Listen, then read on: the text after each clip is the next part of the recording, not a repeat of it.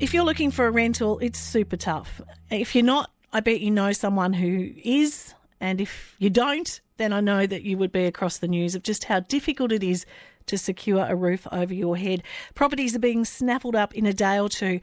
So, can we be positive about this and maybe create a list of tips for snagging a rental in a tight market? We'll ask property investor expert Ashleigh Goodchild. Welcome to the program this afternoon. Thanks, Kim. Times are tough in almost every aspect of life at the moment, but in terms of getting a roof over your head, there are things you believe you can do to make sure you have the best possible chance. Yeah, right now it's tough, and it's really sad to see when you get that desperation, especially with families. But we have put together a couple of things that are really handy for people that are looking for a rental property to do. And are you happy if I start sort of? Yeah, you start rolling, because I know you've got about 5, and I might jump in if I need a bit more information. Perfect. So the first one I always say is get onto a real estate agency's database. And we have some really good prospecting, and a lot of the other larger agents do as well, where you can get notified first of any listings before they even reach the internet. So that's my first thing to do. Ooh. The second one is checking the major rental portals, and unfortunately you're just going to have to stay on top of them every single day, but you can set up alerts and a bit of a profile so that you receive those notifications. So that's the second thing to do. And what I'm seeing as another great idea is posting on your local community on Facebook. So a lot of people are having success doing that at the moment because they're reaching potentially some private landlords or tenants who are breaking their leases. So it's just another really great avenue, and it's really just about exhausting every option that you've got. And can I jump in there just on those Facebook pages? There are so many breakaway ones too, women over 50, women who are just newly divorced, men who have custody of their children. You can find a group that almost fits any one of your scenarios. Yeah, and I think it's just about letting people know that you're actively looking, because it's a lot of word of mouth as well these days. So it's just about putting yourself out there and out to the universe and hoping that someone sees your post and can help you as well. So I put a big tick next to that one. And then the other thing is applying for a property with a photo and a cover letter. And I know it's a bit cliche and everyone says it, but I can't stress to you the importance of actually doing that, because it really helps the property manager create a relationship with the applicant and understand you a bit more, so that it's really easy for us to process your application and put a really good word through to the owner. All right, stop you there.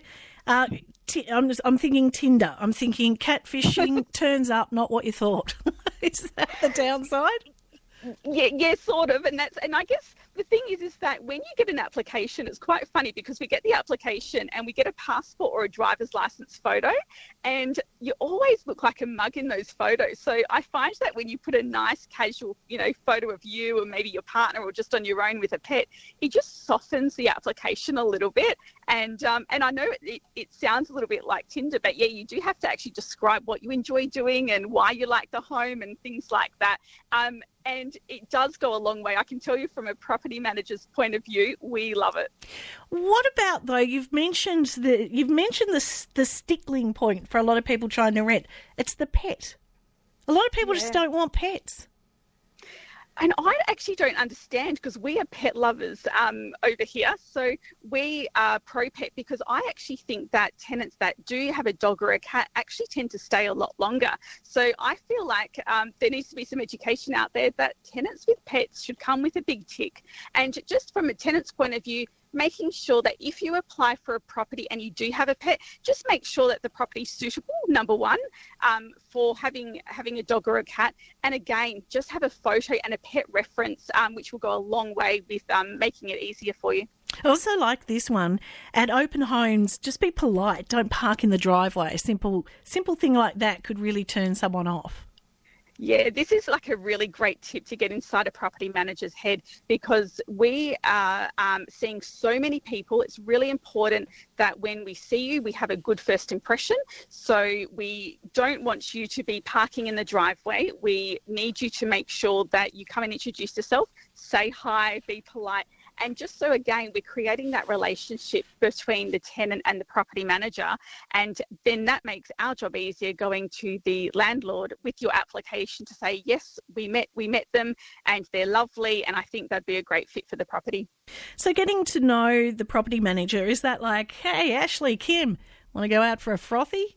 There's an open home on tomorrow. I'm pretty keen to get up front of the line. That one would probably bring you to the bottom of the list, right, I won't lie. Okay.